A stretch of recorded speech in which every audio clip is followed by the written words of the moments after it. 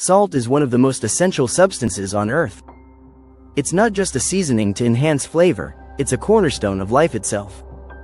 Every cell in our body depends on salt to function properly. Without it, our nerves wouldn't communicate, our muscles wouldn't contract, and our cells couldn't absorb nutrients or expel waste. There are numerous types of salt available today, each with its own unique properties and uses. Let's talk about them in detail. Table salt, the most common form, is often highly processed and stripped of its natural minerals. It is produced by mining salt deposits and then refining it to remove impurities. During this process, valuable minerals are lost, leaving behind pure sodium chloride. To compensate, iodine is added to prevent deficiencies, but the overall mineral profile is limited. Table salt is also often treated with anti-caking agents, which some argue are unnecessary additives. Sea salt is harvested from evaporated seawater and retains trace minerals like magnesium, calcium, and potassium. Its texture can range from fine to coarse, and it's less processed than table salt, making it a popular choice for culinary and health purposes. Depending on the location of harvest, sea salt can vary in taste and color. For instance, black sea salt from volcanic regions contains activated charcoal, which is believed to aid digestion. Himalayan pink salt is mined from ancient seabeds in the Himalayan mountains. Its distinctive pink color comes from trace minerals such as iron, magnesium, and potassium. It's often touted for its supposed detoxifying properties and is used in spa treatments and salt lamps, as well as in cooking. With over 80 trace minerals, it's considered one of the purest salts available. Celtic sea salt, also known as sel gris, is harvested using traditional methods from coastal regions, particularly in France. This salt retains its moisture and a grayish hue due to the clay lining in the salt ponds where it's collected. Celtic sea salt is renowned for its rich mineral content, including magnesium, calcium, potassium, and manganese. Its slightly damp texture makes it unique, and it's often preferred for its robust flavor and health benefits. Kosher salt is another popular type, known for its coarse texture and ability to draw out moisture from foods. It's widely used in cooking and food preparation, especially in koshering processes, hence its name. While it's less processed than table salt, it's still primarily composed of sodium chloride and lacks the mineral diversity of other natural salts. Now let's address one of the most pervasive myths about salt, that it's the primary cause of high blood pressure. For decades, we've been told to cut down on salt to maintain a healthy heart. But recent research paints a different picture. It's not the salt itself that's harmful, it's the type of salt and the overall balance in our diet.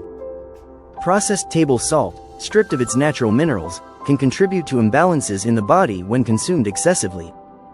However, natural salts like Celtic sea salt or Himalayan salt, rich in essential minerals, can actually support healthy blood pressure by providing the body with what it truly needs.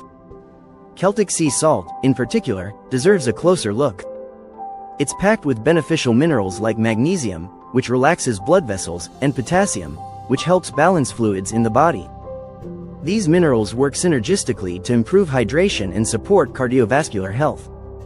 When we consume natural salts, the body's cells can absorb water more effectively, reducing the risk of dehydration and even lowering hypertension in some cases.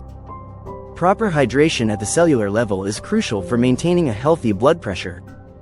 Now, let's talk about iodine, a mineral commonly added to table salt. While iodine is essential for thyroid function, the story isn't as straightforward as it seems. The iodine added to salt is often synthetic and not as bioavailable as the iodine naturally found in foods like seaweed, fish, and eggs. Over-reliance on iodized table salt can lead to an imbalance, especially when the synthetic iodine is paired with heavily processed salt. Natural salts, while not fortified with iodine, provide a more balanced array of minerals that the body can easily utilize. It's also important to understand the broader role of minerals in non-iodized salts. These natural salts contain trace amounts of vital minerals like calcium, which supports strong bones and teeth, and zinc, which is essential for immune function. They also offer manganese for antioxidant support and selenium, a powerful protector against oxidative stress. Together, these minerals create a symphony of health benefits that go far beyond what refined table salt can provide. The next time you reach for salt, consider its source and its mineral content. Instead of fearing salt, Embrace the natural varieties that can nourish your body. Learn to distinguish between the myths and the science. It's not salt that's the enemy, but rather the over-processed, mineral-deficient versions we've been conditioned to use. Incorporating natural salts into your diet in moderation can be a powerful step toward better health and vitality. Salt is much more than a seasoning. It's a fundamental building block of life. Understanding its different types and their impacts on our health can transform the way we see this humble yet mighty substance. So go ahead, explore the wonders of natural salt, and let it add not just flavor but also wellness to your life. Salt and high blood pressure have been a topic of considerable discussion, with a mixture of scientific evidence and myths surrounding their relationship.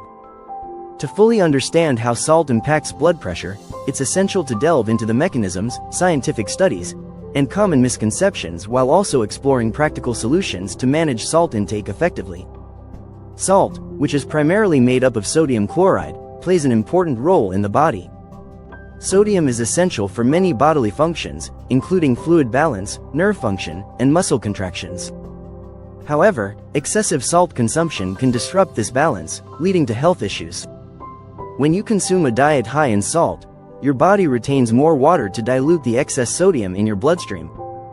This increase in water retention elevates the overall blood volume, which subsequently raises blood pressure. High blood pressure, or hypertension, places extra strain on the heart and blood vessels, significantly increasing the risk of cardiovascular diseases, strokes, and kidney damage. Scientific evidence has consistently shown that reducing sodium intake can lower blood pressure in individuals with hypertension as well as in those with normal blood pressure. However, not everyone responds to salt intake in the same way. Some individuals are classified as salt sensitive, meaning their blood pressure is more likely to increase with higher salt consumption. Factors that make someone more likely to be salt sensitive include age, ethnicity, existing medical conditions like chronic kidney disease, and genetic predisposition. For instance, older adults and African Americans are often found to be more sensitive to dietary salt. Global health organizations, including the World Health Organization and the American Heart Association, recommend limiting sodium intake to less than 2,300 milligrams per day, roughly equivalent to 1 teaspoon of salt. For better health outcomes, many experts suggest aiming for a lower target of around 1,500 milligrams per day, especially for those at risk of hypertension or related complications. Despite these guidelines, many myths persist about salt and its effects. One common myth is that the only sodium you need to worry about is the salt you add to your food at the table. In reality, the majority of sodium in the average diet comes from processed and packaged foods such as breads, snacks, soups, and fast food. These hidden sources of salt often make it difficult to track sodium intake. Another widespread belief is that completely cutting salt from the diet is the best solution. While reducing sodium is important for managing blood pressure, the body still requires a certain amount of sodium to function properly. Extreme reductions in salt can lead to dehydration, muscle cramps, and imbalances in essential electrolytes. There is also a misconception that certain types of salt, such as sea salt or Himalayan pink salt, are healthier alternatives. While these salts may contain trace minerals, their sodium content is nearly identical to that of regular table salt. The health benefits of these specialty salts are minimal compared to the overall importance of reducing sodium intake. Another myth suggests that if your blood pressure is normal, you don't need to worry about how much salt you consume. However, excessive sodium can harm other parts of the body, such as the kidneys, even if blood pressure levels are within a healthy range. Some believe that increasing potassium intake alone can counteract the effects of a high-salt diet. While potassium does help balance sodium levels and mitigate some of its harmful effects, it cannot fully reverse the damage caused by consistently high sodium consumption. Understanding these facts leads to practical strategies for managing salt intake. Eating fresh, unprocessed foods is one of the most effective ways to reduce sodium consumption. Fruits, vegetables, lean proteins, and whole grains naturally contain very low levels of sodium, making them ideal choices. Cooking at home also provides better control over the amount of salt used in meals. Herbs, spices, garlic, and lemon juice can be used to enhance flavors without relying on salt. For those who purchase packaged foods, reading nutrition labels is essential to identify hidden sources of sodium and opt for low-sodium alternatives. Being mindful of condiments like soy sauce, ketchup, and salad dressings is equally important, as these are often concentrated sources of salt. Ultimately, the relationship between salt and high blood pressure is both significant and complex. While sodium is an essential nutrient, its excessive consumption can lead to serious health consequences, particularly for those who are salt-sensitive or already at risk for hypertension. By addressing common misconceptions and adopting practical dietary habits, it is possible to maintain a healthy balance that supports overall cardiovascular health and well-being. This understanding emphasizes the importance of moderation and awareness in daily food choices to promote long-term health. Salt has long been a subject of intense debate in the realm of health and nutrition. While its role in contributing to high blood pressure and cardiovascular diseases has been widely discussed, emerging research and cultural dietary patterns from high salt-consuming countries such as France and Japan challenge some of the conventional beliefs surrounding salt. These studies reveal the nuanced relationship between salt, health, and lifestyle, highlighting that salt's story is not merely one of harm but also of balance and essential benefits. Salt, primarily made of sodium chloride, is vital for many bodily functions, including fluid balance, nerve transmission, and muscle contractions. Excessive salt consumption, however, can disrupt this balance, leading to water retention, increased blood volume, and elevated blood pressure. This can place additional strain on the heart and blood vessels, raising the risk of cardiovascular diseases, strokes, and kidney damage. Despite this, the notion that salt should be completely avoided is a myth that oversimplifies its role in the human diet. Research has shown that moderate sodium intake is essential for optimal health, and excessive restrictions can lead to electrolyte imbalances, dehydration, and even increased risks of insulin resistance and reduced physical performance. In countries like Japan, where diets are traditionally high in salt due to fermented soy products and pickled foods, researchers have observed what seems like a paradox. Despite their high sodium intake, Japanese populations often enjoy long lifespans and lower rates of cardiovascular diseases than global averages. This anomaly is attributed to other dietary and lifestyle factors, such as a high consumption of potassium-rich foods like vegetables and seafood, as well as a physically active lifestyle. This demonstrates that salt's effects cannot be considered in isolation but must be viewed within the broader context of a population's overall diet and health practices. Similarly, in France, the traditional diet is rich in both salt and fat, with foods like artisanal cheeses, salted butter, and cured meats playing a prominent role. Yet, France exhibits low rates of cardiovascular disease compared to other Western nations, a phenomenon often referred to as the French paradox. This paradox challenges conventional wisdom about salt and fat, suggesting that other dietary elements and cultural practices mitigate the potential risks of these nutrients.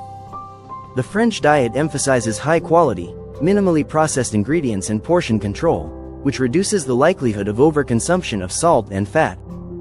Meals are often enjoyed as a social experience, encouraging slower eating and smaller portions, which support overall health. An important factor in both Japan and France is the balance of sodium and potassium in their diets.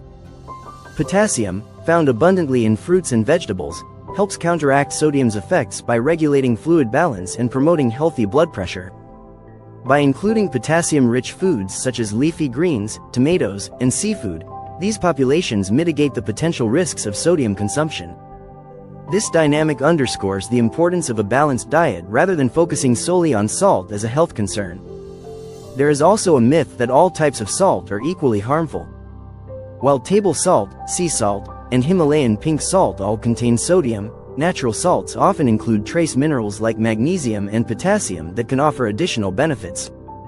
For instance, Himalayan pink salt contains small amounts of these minerals, which may support better hydration and electrolyte balance. Although these benefits are not a justification for overconsumption, they do illustrate that salt's impact is more complex than it is often portrayed. The French approach to salt also highlights its cultural and practical value. Salt enhances the flavor of food and serves as a natural preservative in traditional methods like curing meats, fermenting vegetables, and aging cheeses. These techniques not only improve taste but also preserve the nutritional quality of foods. Additionally, the French diet includes antioxidant-rich red wine, which improves blood circulation and reduces inflammation, creating a synergy with moderate salt and fat intake that supports overall health. Despite these positive aspects, it is important to acknowledge the risks associated with excessive sodium consumption, particularly from processed and packaged foods. These foods are the primary source of hidden sodium in many diets, contributing significantly to health problems. In contrast, the traditional diets of Japan and France rely heavily on fresh, minimally processed ingredients, reducing the intake of hidden sodium and allowing for better control over overall salt consumption. Another commonly held myth is that reducing salt to the lowest possible levels is always beneficial. However, research shows that individuals vary in their sensitivity to salt. Some people, known as salt-sensitive, experience significant increases in blood pressure with higher salt intake, while others, called salt-resistant, show little to no effect. This variability has led experts to advocate for personalized dietary recommendations that consider individual health profiles rather than applying universal sodium guidelines. For those who are not salt-sensitive, moderate salt consumption is unlikely to pose significant health risks. Salt also plays an important role in making food palatable, which is often overlooked. By enhancing the taste of healthy but bland foods like vegetables, salt encourages higher consumption of nutrient-dense options. Completely eliminating salt from the diet can make meals less appealing, potentially reducing adherence to a healthy diet. The French and Japanese examples highlight that salt, when consumed mindfully and within a balanced diet, does not have to be feared. These countries show that the interplay between salt, potassium, other nutrients, and lifestyle factors is crucial in determining health outcomes. Myths that portray salt as universally harmful fail to account for these complexities and the potential benefits of salt when consumed appropriately. Ultimately, the relationship between salt and health is far more complex than previously understood. Excessive sodium intake, particularly from processed foods, remains a valid concern, but moderate salt consumption within the context of a nutrient-rich diet can coexist with good health. Salt's role in enhancing flavor, preserving food, and supporting bodily functions underscores its importance in human diets. By separating fact from fiction and learning from cultures with high salt consumption, we can embrace salt's positive aspects and make informed dietary choices that prioritize balance and well-being. Medicine is one of the most critical areas requiring change and evolution. Life itself is defined by ceaseless change until death, and as individuals and societies transform, so must the field of medicine. For centuries, medical practice has been shaped by fear of disease, fear of death, and fear of the unknown.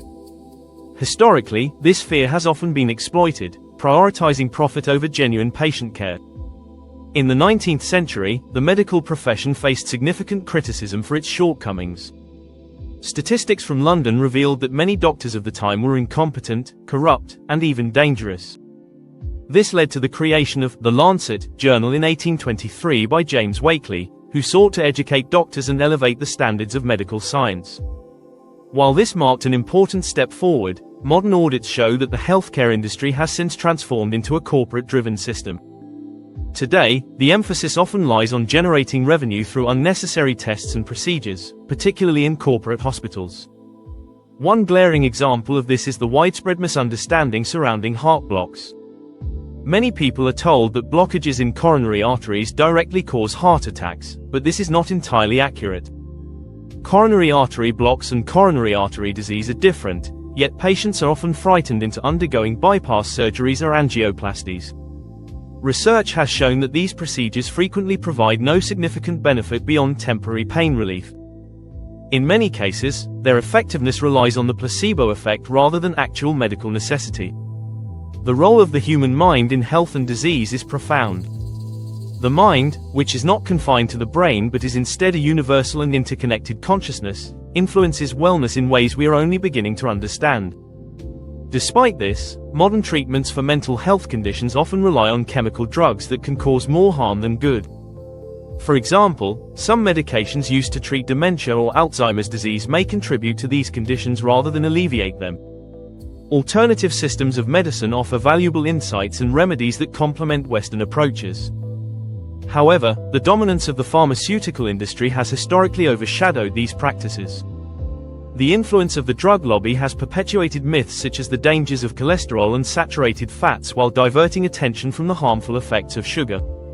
Recent research has vindicated traditional dietary staples like coconut oil, confirming its numerous health benefits. The reliance on medications extends to minor illnesses, where simple remedies are often overlooked. For common ailments like colds or sore throats, natural treatments such as ginger, garlic, and hot water can be highly effective. For instance, sipping hot water can alleviate a sore throat by raising the temperature in the throat and killing viruses, a method free from side effects. Understanding the patient as an individual is crucial in medicine. Healing often stems from empathy and trust between the caregiver and the patient. The placebo effect, rooted in the patient's belief in their treatment, plays a significant role in recovery. Even surgical interventions like bypass procedures have been shown to benefit from this psychological phenomenon, highlighting the importance of addressing the patient's mind as well as their physical condition. Homeopathy, another alternative system of medicine, offers a unique approach to healing by emphasizing the principle of like cures like. Developed in the late 18th century by Samuel Hahnemann, homeopathy operates on the idea that substances causing symptoms in healthy individuals can treat similar symptoms in sick patients when administered in highly diluted forms. This approach, often misunderstood, focuses on stimulating the body's natural healing mechanisms rather than directly suppressing symptoms. Homeopathy employs remedies derived from natural sources, including plants, minerals, and animals. These remedies are prepared through a process of serial dilution and succussion, which proponents claim enhances their energetic or vibrational properties. Despite being a subject of ongoing debate within the scientific community, homeopathy has garnered widespread popularity, particularly for treating chronic conditions where conventional medicine often falls short. One of the key advantages of homeopathy is its emphasis on individualized treatment. Practitioners take a holistic approach, considering not only the physical symptoms but also the emotional and mental states of the patient. This personalized method contrasts with the one-size-fits-all approach often seen in modern medicine. By addressing the unique constitution and life circumstances of each individual, homeopathy seeks to restore balance and promote long-term wellness. Critics of homeopathy often point to the extreme dilutions of its remedies, arguing that they lack measurable amounts of the original substance. However, supporters highlight numerous anecdotal and clinical reports of positive outcomes, especially in areas like allergies, migraines, and stress-related disorders. Additionally, homeopathy's gentle and non-invasive nature makes it an attractive option for vulnerable populations, such as children, pregnant women, and the elderly. Scientific research on homeopathy remains a contentious topic. While some studies suggest benefits beyond the placebo effect, others fail to find significant differences between homeopathic treatments and placebos. This divergence in findings has fueled skepticism, but it has also spurred further investigation into the mechanisms underlying homeopathy's effects. Emerging theories propose that water's memory or quantum entanglement might play a role, though these ideas remain speculative and require more rigorous exploration. Homeopathy's holistic philosophy aligns with a growing recognition of the interconnectedness of mind, body, and environment in health. Unlike conventional medicine, which often isolates symptoms and treats them in silos, homeopathy emphasizes the dynamic interplay of physical, emotional, and environmental factors. This integrative perspective resonates with individuals seeking a more comprehensive and patient-centered approach to healthcare. In practice, homeopathy has demonstrated remarkable potential in managing conditions that are challenging to address through conventional means. For example, patients with chronic pain, autoimmune disorders, or recurring infections often report significant improvements with homeopathic treatment. These outcomes, coupled with homeopathy's minimal risk of adverse effects, underscore its value as a complementary or alternative therapy. The integration of homeopathy into mainstream healthcare remains a topic of debate.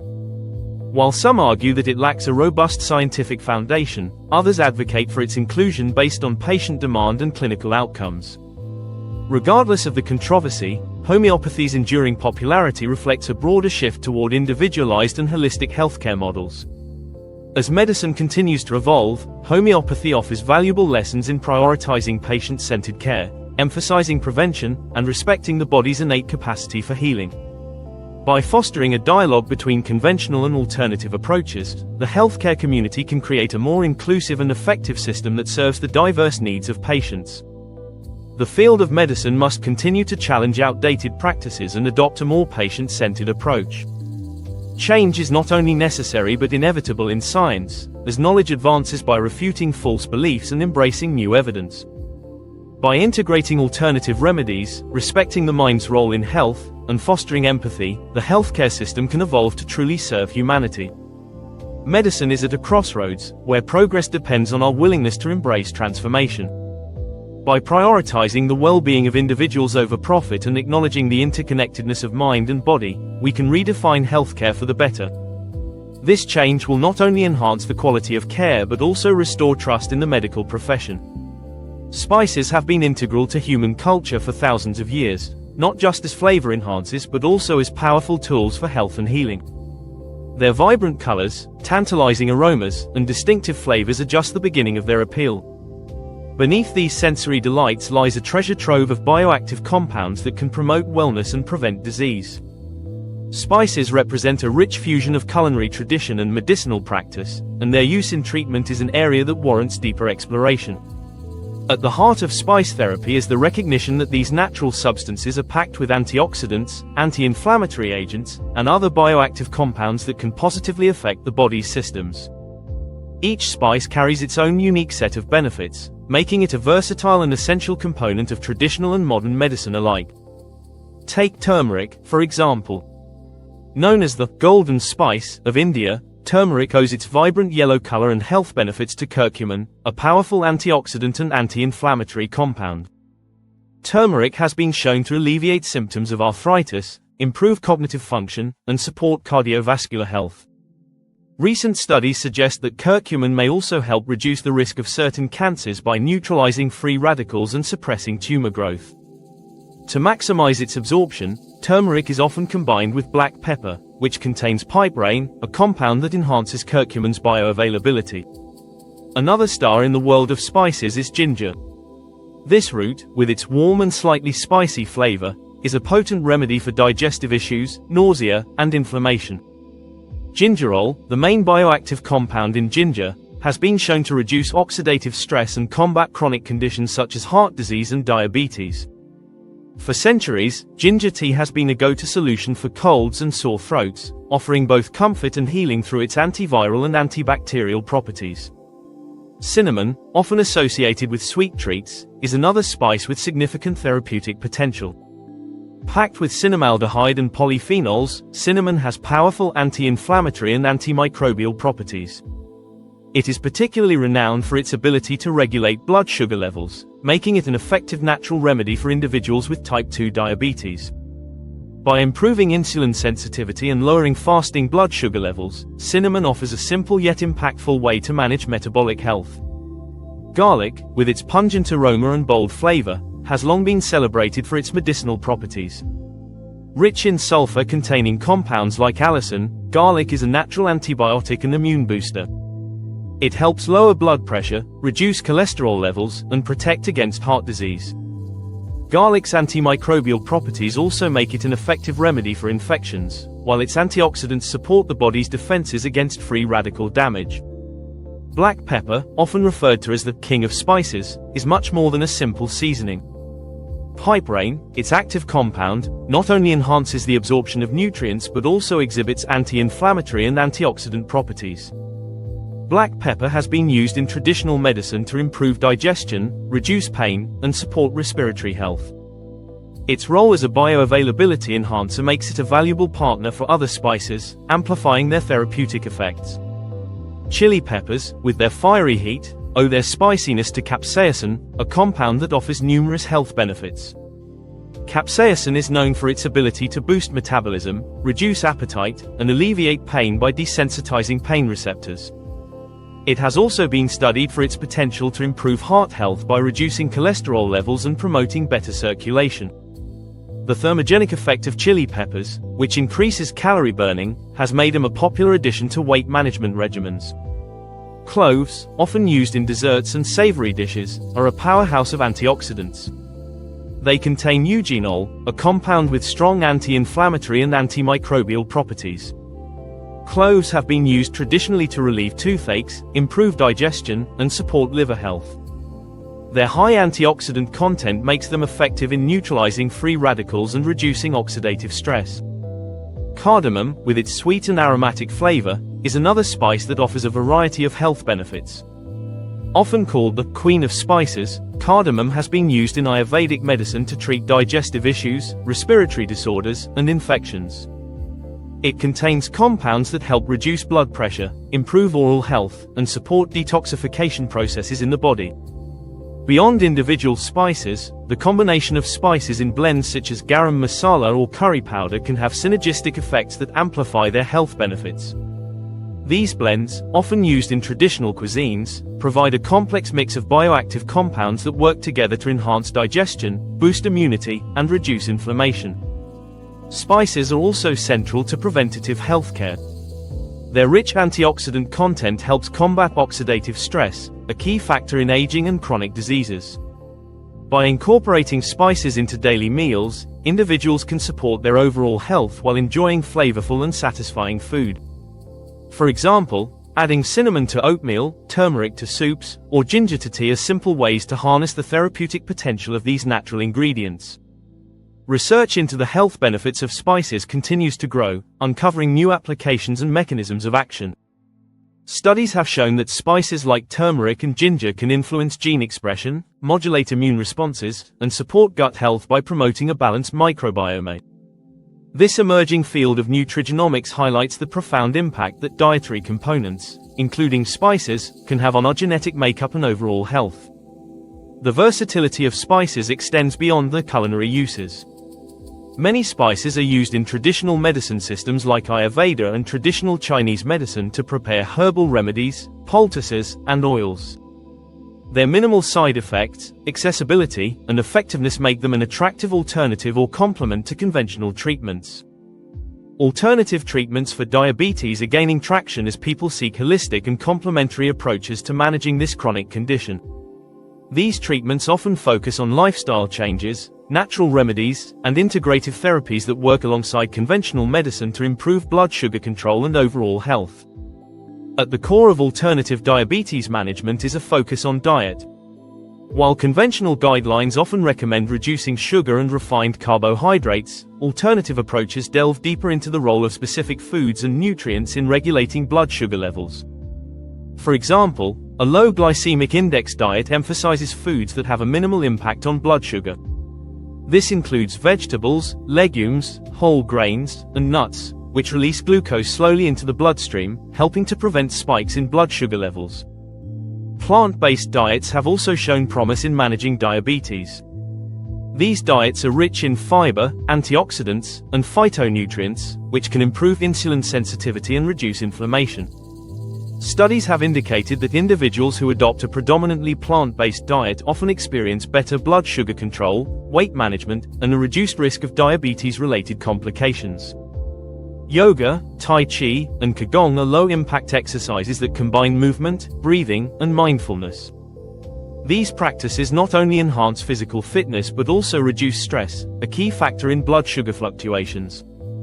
Regular physical activity helps improve insulin sensitivity, enabling the body to use glucose more effectively. Stress management is another critical component of alternative diabetes treatment. Chronic stress triggers the release of cortisol, a hormone that can increase blood sugar levels. Techniques such as meditation, deep breathing, and progressive muscle relaxation can help lower cortisol levels and promote better glucose control. Mind-body therapies like acupuncture and biofeedback have also been explored for their potential to regulate blood sugar by improving stress response and enhancing overall well-being. The gut microbiome has emerged as a significant area of interest in diabetes research. Alternative treatments often include strategies to promote a healthy gut microbiota, as imbalances in gut bacteria have been linked to insulin resistance and inflammation. Probiotics, found in fermented foods like yogurt, kefir, and kimchi, can help restore gut balance and improve glucose metabolism. Prebiotics, which are non-digestible fibers that feed beneficial gut bacteria, further support gut health and insulin function. Ayurvedic medicine offers a wealth of remedies for diabetes. Herbs like bitter melon, neem, and Gymnema sylvestre have been traditionally used to lower blood sugar levels and improve pancreatic function. Gymnema, in particular, is known for its sugar-destroying properties, as it reduces sugar absorption in the intestines and enhances insulin production. Ayurvedic formulations often combine multiple herbs to create synergistic effects, addressing various aspects of diabetes management.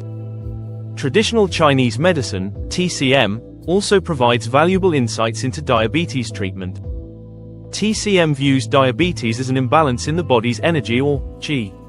Acupuncture, a cornerstone of TCM, is believed to regulate energy flow and improve insulin sensitivity. Chinese herbal medicine, featuring ingredients like ginseng, astragalus, and berberine, has shown potential in controlling blood sugar and preventing complications. Berberine, in particular, has gained attention for its ability to lower blood sugar levels and improve gut health. In addition to these natural and traditional approaches, emerging therapies like intermittent fasting have garnered interest. Intermittent fasting involves cycling between periods of eating and fasting, which can improve insulin sensitivity and promote weight loss. By giving the body a break from constant food intake, intermittent fasting helps stabilize blood sugar levels and reduce the burden on the pancreas. Supplementation with specific nutrients also forms a part of alternative diabetes treatment. Magnesium, chromium, and alpha-lipoic acid are among the most studied supplements for diabetes. Magnesium supports insulin action and glucose metabolism, while chromium enhances insulin sensitivity. Alpha-lipoic acid, an antioxidant, helps reduce oxidative stress and improve nerve function, making it beneficial for diabetic neuropathy. Hydrotherapy, which involves the use of water for therapeutic purposes, is another alternative approach. Techniques like hot and cold baths, steam therapy, and water aerobics can improve circulation, reduce stress, and enhance insulin sensitivity. These treatments are often used as complementary therapies in holistic wellness programs. Alternative treatments for diabetes emphasize a holistic approach, addressing not just the symptoms but also the underlying causes and contributing factors. By combining dietary strategies, natural remedies, physical activity, and stress management, individuals can achieve better control over their blood sugar levels and improve their overall quality of life. While these treatments may not replace conventional medicine, they offer valuable tools for a comprehensive and integrative approach to diabetes care. As interest in alternative therapies grows, ongoing research continues to validate their efficacy and uncover new possibilities. This integrative approach represents the future of diabetes management, bridging the gap between traditional wisdom and modern science to provide effective and sustainable solutions. Alternative treatments for high blood pressure, also known as hypertension, offer effective ways to complement conventional medical approaches. These methods often focus on lifestyle changes, stress management, dietary improvements, and the use of natural remedies to regulate blood pressure levels naturally.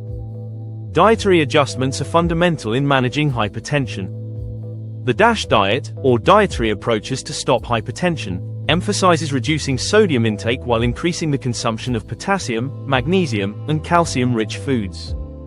This includes fruits like bananas, vegetables like spinach and sweet potatoes, and dairy products like yogurt. Whole grains such as oats and quinoa, along with lean proteins like skinless chicken, are also essential components. Reducing saturated fats and opting for plant-based oils, such as olive oil, further enhance heart health. Herbs and supplements can also play a role, with garlic, hibiscus tea, hawthorn, and omega-3 fatty acids being recognized for their potential to lower blood pressure. Salt substitutes, including potassium chloride and natural spices like oregano, basil, and turmeric, offer flavorful alternatives to traditional table salt. Stress reduction is another key element in alternative treatments for high blood pressure. Practices such as meditation and mindfulness can lower cortisol levels, which often contribute to hypertension. Yoga and Tai Chi, which combine physical movement with breath control and mindfulness, promote relaxation and improve blood circulation. Progressive muscle relaxation, a method involving the tensing and relaxing of different muscle groups, is another effective way to manage stress and its impact on blood pressure. Physical activity is indispensable for cardiovascular health. Regular aerobic exercises like walking, swimming, or cycling strengthen the heart and help it pump blood more efficiently. Strength training builds muscle mass and enhances metabolism, while flexibility and balance exercises, such as Pilates and stretching, alleviate physical tension and improve overall well-being. Natural remedies are also gaining popularity for their potential benefits. Beetroot juice, rich in nitrates, can dilate blood vessels and improve blood flow, thereby reducing blood pressure. Dark chocolate, which contains flavonoids, supports arterial relaxation and circulation. Apple cider vinegar, when consumed in small diluted amounts, may help balance electrolytes. Traditional remedies like fenugreek seeds, known in Ayurveda, are often used to stabilize blood pressure levels when soaked overnight and consumed. Traditional medicine approaches, including Ayurveda and traditional Chinese medicine, TCM, offer a wealth of options for managing hypertension. In Ayurveda, herbs like ashwagandha, Arjuna bark, and triphala are known for their ability to manage stress and promote cardiovascular health. Panchakarma therapy, a detoxification process, is another popular Ayurvedic treatment. In TCM, acupuncture targets specific points to improve blood flow and balance energy, while herbal formulas containing ingredients like danshan and ginseng are widely used to regulate blood pressure. Lifestyle changes are equally crucial in managing high blood pressure. Maintaining a healthy weight is one of the most impactful strategies, as even a modest reduction in body weight can significantly lower blood pressure. Limiting alcohol and caffeine intake is advisable, as excessive consumption can elevate blood pressure levels. Smoking cessation is another critical step, as smoking damages blood vessels and increases the risk of hypertension. Quitting smoking provides immediate benefits to cardiovascular health. Emotional well-being also plays a vital role. Strong social support networks help reduce stress, which can positively impact blood pressure.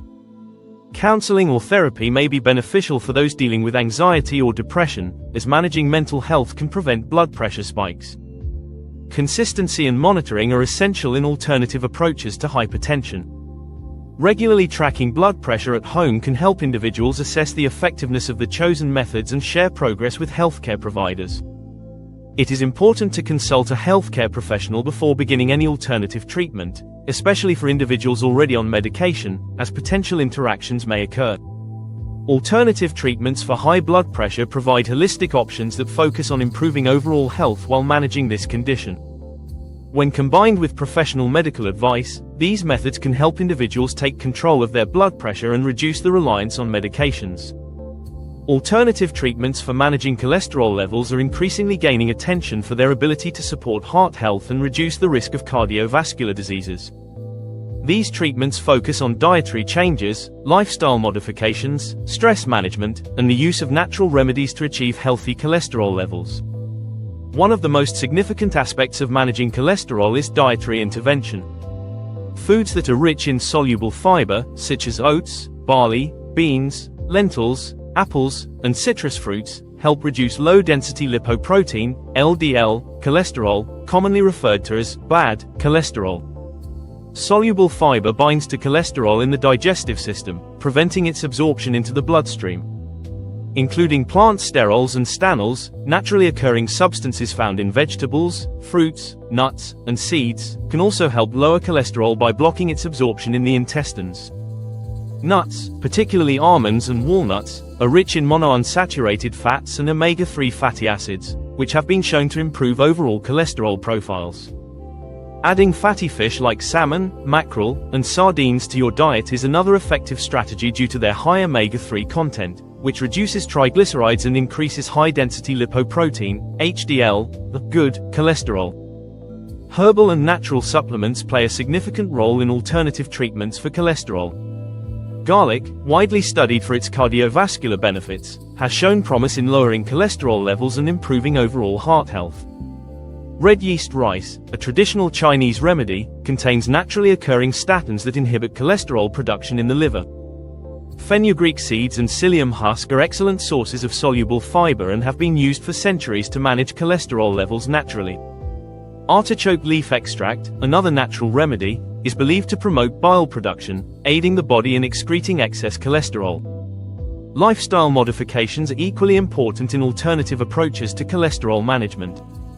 Regular physical activity, such as brisk walking, jogging, cycling, or swimming, can raise HDL cholesterol while lowering LDL cholesterol and triglycerides. Incorporating at least 150 minutes of moderate intensity exercise per week is recommended for optimal cardiovascular benefits. Maintaining a healthy weight is also crucial. as even modest weight loss can lead to significant improvements in cholesterol levels. Stress management is another critical component in managing cholesterol naturally. Chronic stress can lead to increased LDL cholesterol and triglycerides due to elevated cortisol levels. Mindfulness practices, including meditation and yoga, can help regulate stress and its impact on cholesterol. Progressive muscle relaxation and deep breathing exercises are also effective techniques to promote relaxation and reduce stress-induced cholesterol spikes. Another aspect of alternative treatments involves the use of functional foods and beverages. Green tea, rich in catechins, is known to lower LDL cholesterol and improve overall cholesterol profiles. Probiotic-rich foods like yogurt, kefir, and fermented vegetables can positively impact cholesterol metabolism by improving gut health. Soy products, such as tofu and soy milk, contain isoflavones that may help lower cholesterol levels when consumed as part of a balanced diet. Traditional medicine systems, such as Ayurveda and traditional Chinese medicine, TCM, offer additional options for cholesterol management. In Ayurveda, herbs like guggul, amla, Indian gooseberry, and turmeric are commonly used to lower cholesterol levels and improve heart health. TCM emphasizes the use of herbs such as hawthorn and danshan, along with acupuncture, to balance energy and support cardiovascular health. Reducing the intake of harmful trans fats and limiting saturated fats is vital in any cholesterol management strategy. Trans fats, often found in processed foods and hydrogenated oils, significantly raise LDL cholesterol while lowering HDL cholesterol. Replacing these unhealthy fats with healthier options, such as olive oil, avocado oil, and flaxseed oil, can help improve cholesterol levels naturally. Consistent monitoring and adherence to these alternative approaches are essential for effective cholesterol management. It is important to combine these natural treatments with regular cholesterol screenings to assess progress. While alternative treatments offer promising results, consulting a healthcare provider before starting any new regimen is crucial, especially for those already on cholesterol-lowering medications. Alternative treatments for cholesterol provide holistic and natural ways to manage this condition while promoting overall cardiovascular health. When combined with medical advice and regular monitoring, these approaches can empower individuals to take control of their health and reduce the risks associated with high cholesterol levels. This white, powdery, odorless and waxy substance does not even have any taste, but causes so much trouble for almost all those who have the habit of reading today's health magazines. It does not cause so much havoc for human health as it does to human happiness, as no literate man, woman or child escapes its horrors in print and electronic media. The headlines scream, cholesterol is one of the 3 controllable risks for heart attacks. You could be the next person to get the heart attack. Heart attacks are the biggest widowmakers, etc. In addition, the task force on cholesterol screening divides human levels as desirable, borderline high and high. Who can escape the mental torture of all this propaganda? Where is the truth? Truth always is the casualty when money business gets into any field, medicine not excluded. The business of cholesterol research and the cholesterol-lowering drugs runs into billions of dollars. As Professor Pickering wrote years ago about the business of antihypertensive drugs, more people make a living off cholesterol than dying of it. Some of the researchers have built their empires on this substance. They are the same people who sit in committees of research, or the watchdog bodies overseeing research and also in the advisory panels, payroll, of big drug companies. They are the ones who make the rules for screening, testing, research grant giving and also drug advice to patients and their doctors. This is a close-knit circle of fellow travelers. There are a few who see through their game but do not have the money, time and also the academic support to pursue their intuition further into the complicated research web that the vested interests have woven around them to protect themselves with that magic word science. Occasional ones who dare to take them head on are being frustrated.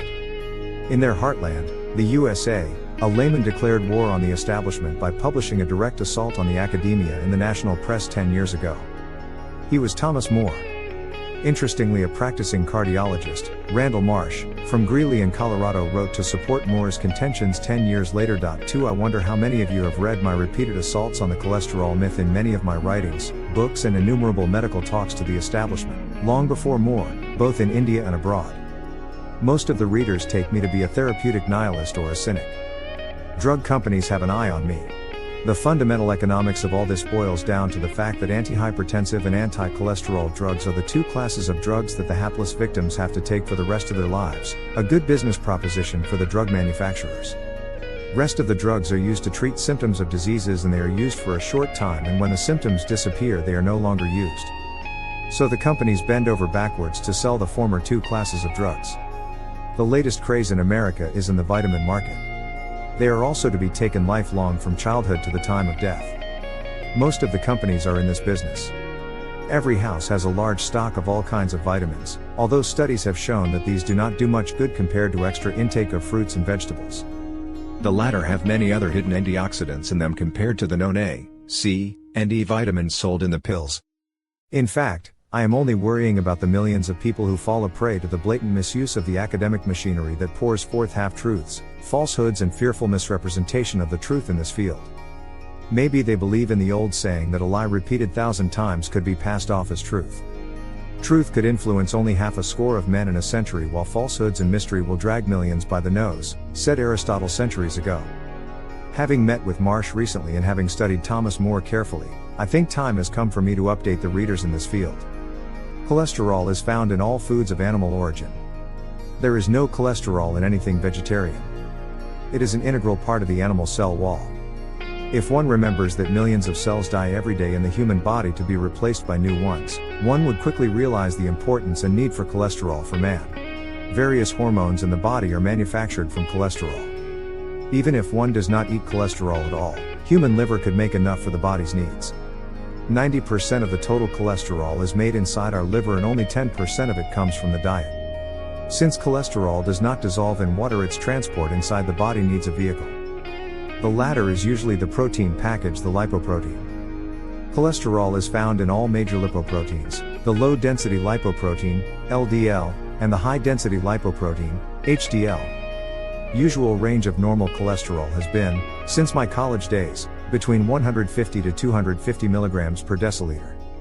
Recently, the American bosses of cholesterol research thought it fit to change this time-honored normal range by declaring 3 levels for humans, thus: 4 less than 200 mg/dl. Desirable. 200 to 239 mg/dl. Borderline high, more than 240 mg/dl. High. The story behind this is intriguing. My hunch is that there are at least 50 to 60 million Americans in the normal range of 200 to 250 milligrams, who by the above classification are not only frightened out of their wits, but come under the net for lifelong anti-cholesterol drug therapy. With the present drugs being sold at such phenomenal prices, the catch would not be less than $10 billion per year for the drug companies. Apart from this, there does not seem to be any other valid reason in the medical literature to support this newfound wisdom on the part of the cholesterol pundits. Americans are tormented by reports that swear that if only every one of them either ate very low-fat diet or took the wonder drugs to lower their cholesterol levels, they would survive for all times. If not, 30% of the 2 million deaths in America per year due to heart attacks would eat them up as well. The pamphlets tell them the arteries become narrower and narrower, much as old water pipes build up scaly mineral deposits. This analogy also helps another money spinner of coronary revascularization.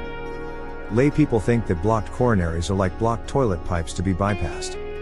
Never do they realize that the body has its own wisdom to compensate for those long-standing blocks, many of which start in early childhood, by providing collateral vessels and also remodeling the blocked vessels. The blood supply to the heart muscle does not as much depend on the blocked 4 large coronaries on the surface of the heart that your doctor shows you on the X-ray angiogram as it does on the capacity of the millions of small vessels going directly into the muscle of the heart, having a wide capacity to dilate excessively in case of reduced supply from the larger vessels. This flow fraction ration, FFR, is called coronary reserve. The latter could vary from one to another, the large surface vessel patency notwithstanding. It is not the science of medicine that is bad, but it is the scientist that twists the facts to suit his convenience that is bad, and is the pain in the neck. Thomas More was bold enough to take them head on. Years later, he was joined by the American College of Physicians, ACP, who had their own guidelines much more saner than the horrendous guidelines of the task force the force put together to fight the cholesterol war may be against the gullible public. 5. The ACP guideline tried to correct the mistake done by the task force, but was severely criticized by the latter in no uncertain terms. If an equally qualified body like the ACP could come forward to rubbish the earlier guidelines on their own turf without much success, lesser mortals like me and Mr. Moore have very little hope of succeeding in our uphill task. But fight we must for the truth to come out. Here are the facts for all to see. In the late 80s, a thinking American cardiologist, And a respected one at that. Elliot Corday wrote an article in the American College of Cardiology journal warning his colleagues about the fallibility of the task force guidelines. He said if one were to very strictly follow the guidelines and eat no fat at all or take drugs to lower his cholesterol all his life, one could hope to live only for 3 days to 3 months extra on this planet. Another great British expert on cholesterol, and a most respected one at that, Sir Michael Oliver, was so upset about the task force misrepresenting the Transatlantic Consensus Conference data, wherein he was an important invited member, wrote an editorial in The Lancet, after coming back from the USA, entitled Consensus or Nonsensus Conference. Let us look at the genesis of this myth. Lowering your cholesterol is next to impossible with diet, and often dangerous with drugs, and it won't make you live any longer, said Thomas Moore in his article in the September 1989 issue of The Atlantic. One morning in early October 1987, the U.S. Health Department made a significant announcement that 25% of the U.S. adult population had a very dangerous condition that has no symptoms, needing urgent medical treatment. Since there were no symptoms, there is need to screen the whole population to identify those in danger. 1 in 4 adults would be on drugs for the rest of their lives. This was called the National Cholesterol Education Program. At this stage, no unequivocal evidence existed in science that lowering cholesterol would save lives. The National Heart, Lung, and Blood Institute must have spent about $300 million to get to this inconclusive stage of research. The total human subjects involved in research was a staggering 361,622 men and 60% of the Institute's budget. At that point in time, the only drug available was potentially dangerous and had no track record at all, cholestyramine. In addition, the testing laboratories, even controlled by research bodies, could not deliver identical cholesterol reports, not to speak of the thousands of laboratories in the periphery. Nation's clinical laboratories' performance was so poor that millions of normal people were labeled high cholesterol victims. Wrote Moore. This drama began in 1951 when Pentagon dispatched a team of pathologists to Korean War zone to study the autopsies of the young soldiers who were killed in the war. A large percentage of them had blocks of the coronary vessels at the young age of 22 years. This report by Major William F. Enos and Lieutenant Colonel Robert H. Holmes was the beginning of this sordid cholesterol drama. In Europe, it had started after the Second World War. 77% of the Korean War victims at the tender age of 20 had severe coronary artery blocks, which by today's X-ray standards, would have warranted coronary artery bypass surgery.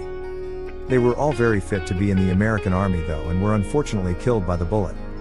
Another drama was unfolding in yet another setup. Epidemiology has served medical science very well in detecting the cause of epidemics of infectious diseases.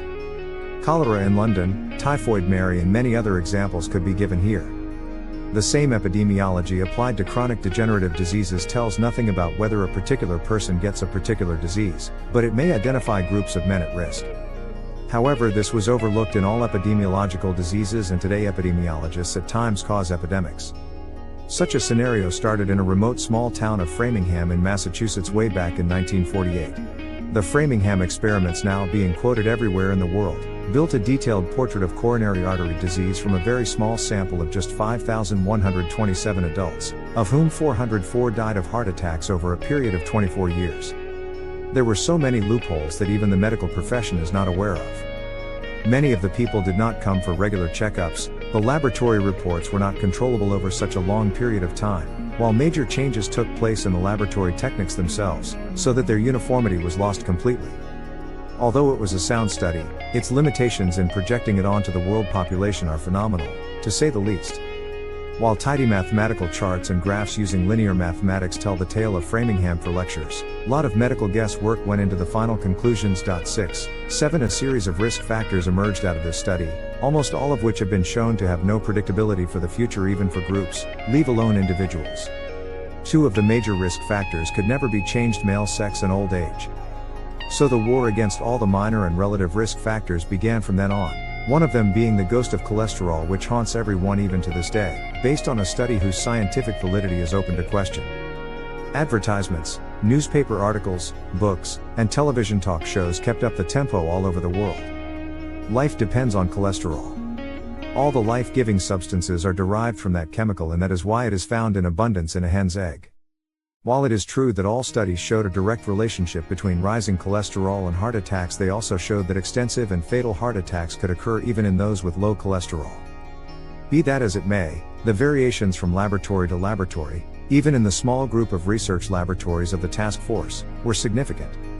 The time of the day, the way blood is collected, whether taken sitting or supine, how long after collection was the analysis done, and even using diluents in blood, the diet that the patient was on just before taking blood and, of course, the laboratory which does the testing, could all change the results by as much as 10 to 18%. That, in itself, would make a man go from low to dangerously high levels, creating anxiety strong enough to provoke a heart attack.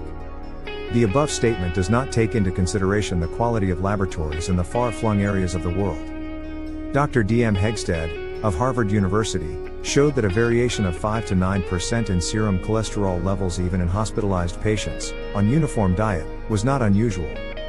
The subfraction measurement of HDL and LDL was of no significance for use in clinical setting as shown by a group of researchers in Stanford where they found that 39% of the laboratories tested showed an error rate of 31%. Then started the saga of lowering elevated cholesterol in the population. First attempts were by diet control. Very soon studies done even by the Framingham Study Group concluded there is, in short, no suggestion of any relation between diet and the subsequent development of coronary disease in the study group. We have many other studies subsequently giving varied conclusions. Even the heat diet pilot of 1971 did not achieve significant success. Then started the intervention trials with drugs. To sum up, all of them while showing a fall in fatal and non-fatal heart attacks in those whose cholesterol levels were significantly lowered by drugs, also showed a higher total death in the treated cohorts. The largest and the most expensive of them was the MERFIT study which cost $115 million and involved 250 researchers. The following facts emerged. At this point in time there was no scientific validity for all the advice given to patients. More studies followed. Another milestone and expensive study was the Coronary Primary Prevention Trial, CPPT. It screened 480,000 middle-aged men to select 3,810 subjects for this study over a period of 3 years. Cholestyramine was the drug used in this study, but even the placebo used did have side effects. The drug, of course, had significant side effects. In Europe clofibrate was being used at the same time for the first large study, the Newcastle-Edinburgh study. CPPT and the MERFIT together cost the NIH a total of $494 million. The CPPT trial did not show any significant benefit in the treatment group compared to the control group at 99% or even at 95% significant levels. Instead of admitting that, the researchers went in for a less exacting one-tailed test to compare the groups and came up with the startling statement that the study leaves little doubt about the benefit of cholestyramine therapy. Although there were dissenting voices at that stage, the Heart Institute went ahead and bulldozed the population with the National Cholesterol Education Program. The American Medical Association and many drug companies assisted the Heart Institute's efforts. While we believe that lowering one's cholesterol is good, there are disquieting reports that lowered cholesterol levels could be associated with cancer. While there is a possibility that it could be due to the original cancer itself, studies have shown low cholesterol levels in those who developed cancer even after 5 to 7 years. Japanese studies have also shown a higher rate of stroke in people with very low cholesterol levels. Many powerful drugs have come on the scene since then, but almost all of them showed a higher total death at the end of the day in treated groups compared to the controls. The latest are the statins. They have not been there for long enough to be really tested like their predecessors. Among the cholesterol synthesis inhibitors like lovastatin, were tripernol and compactin. The first was withdrawn hastily because it produced severe side effects like rapid cataracts, severe skin rashes and heavy loss of hair. Compactin was also withdrawn under a veil of secrecy, but thought to have given rise to high cancer rate in dogs. Europe had by then gone ahead with another drug gemfibrozil with the same results, good effect on the cholesterol levels in the laboratory reports but slightly higher death rate in the treated group. The original screenees of the MERFIT study have been followed up, all 361,662 of them by a group led by Jeremiah Stamler at the Northwestern University, 70 times larger than the Framingham data and people coming from 18 U.S. cities. Although the data here are not reliable as it depended on death certificates, it did show that the hazards of high cholesterol are, if anything, only modest. The study, however, put out one statement which is being used and reused by all and sundry all over the world. The statement goes thus: each 1% reduction in cholesterol will lead to 2% reduction in death due to coronary disease. The truth is that this result was never seen in this study. What was observed was, for each 1% increase in cholesterol level, the risk of coronary disease could go up by 2%. The difference in these two statements is like the difference between lightning and the lightning bug. Much water has flown under the bridge since these studies, and there have been many more small, big and medium studies carried out in many other parts of the world. But even today the wisdom of the medical profession could be summed up in the words of Elliot Corday in his article in the Journal of the American College of Cardiology in 1989. Thank you for joining us on this journey to uncover the fascinating truths about salt, milk, and natural remedies. Remember, small, mindful changes to the way we use everyday essentials can lead to big health benefits. Whether it's choosing the right salt, embracing natural remedies, or understanding the myths and facts, knowledge is power. Don't forget to like this video, share it with your friends, and subscribe to our channel for more eye-opening content. Let's keep exploring the wonders of natural health together. Until next time, stay informed and stay healthy. Visit www.richika.com for 550+ home remedies for common sickness.